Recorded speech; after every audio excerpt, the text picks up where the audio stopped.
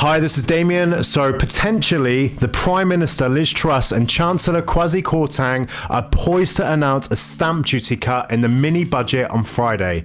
Ms Truss will reportedly announce plans to cut stamp duty this week in a radical shake-up of the unpopular tax. The Prime Minister and Mr Kwarteng are thought to believe reducing stamp duty will stimulate economic growth and get more first-time buyers on the property ladder. It comes a year after the end of the stamp duty holiday, which was used to prop up the housing market throughout the pandemic and push property prices to record highs. The tax break initially raised the nil rate stamp duty band from 125k to 500k, with potential tax savings for buyers of £15,000. The holiday was tapered in its final 3 months to a threshold of 250k and maximum stamp duty savings of £2,500. The Telegraph has campaigned to stamp out stamp duty, arguing it restricts and distorts markets, and the Centre for Policy Studies, a think tank, has previously argued that any cost to the Treasury from making the tax holiday permanent would be largely offset by the major boost it would actually deliver to the housing market. So the plans, first reported by The Times, will be designed to provide a boost for first-time buyers and allow more people to move home. Enormous house price growth since stamp duty bans were last adjusted means that it's become criticised by many as a stealth tax and a major impediment to moving home. In the 2 years to July, house prices in England have jumped by 23% to an average of just over £310,000, according to the Office of National Statistics.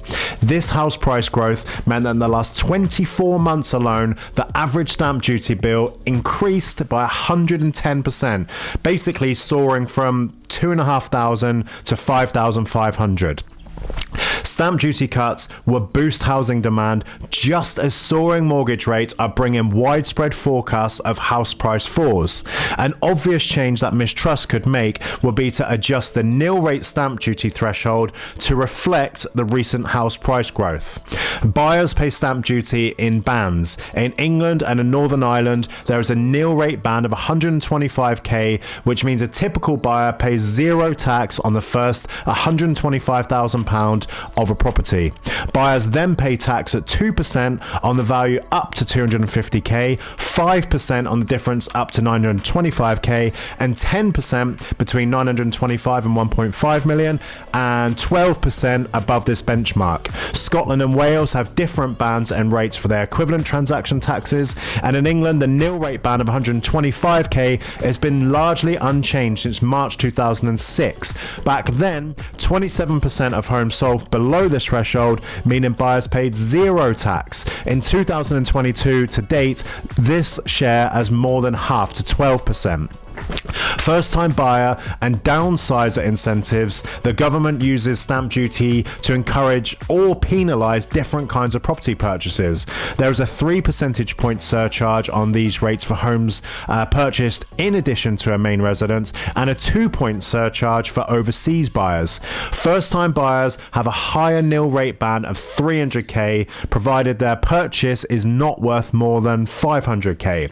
Nationally, the average first-time buyer still pays zero tax. But in London, where values are much higher, first-time buyers pay more stamp duty than an average buyer in the UK. In the year to date, the average London first-time buyer's stamp duty bill is £8,238. And using stamp duty to encourage energy efficiency, the government could also look at lower rates of stamp duty for homes that are more energy efficient, those with an EPC of A, B, possibly C, and particularly as housing remains the problem child of reducing our carbon emissions.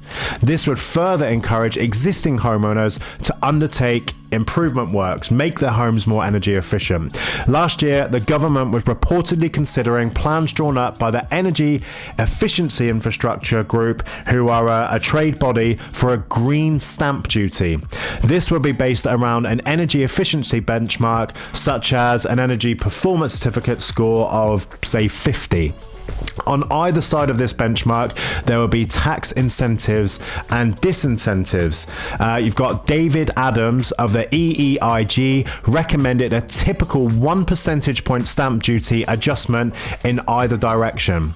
Under the proposals, someone purchasing a future home standard end of terrace new build with an EPC band A for 250k would save about £1,600 in stamp duty. Their total bill would drop from £2,500 to £847. However, a 250k end of terrace house from the 1900s with an EPC rating of E would cost its buyer an extra £2,300 in tax, more than doubling the total stamp duty bill to £4,800, more than 5 times higher than the bill for someone buying an energy efficient house of the same value.